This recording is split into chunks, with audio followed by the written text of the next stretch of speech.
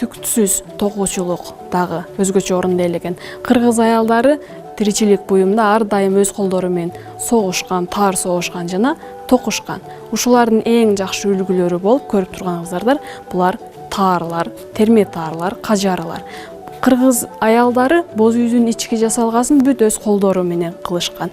Алар терме таарларды өздөрү согуп, боз үйдүн боолорун дагы өз колдору менен жасашкан. Булар рухий дүйнөсүнү дагы байыткан. Себеби ушул дагы ар бир оймо, чийме жана орнамент аркылуу алар өздөрүнүн кандайдыр бир мааниге ээ болгон ички дүйнөсүн дагы чагылдыра алышкан.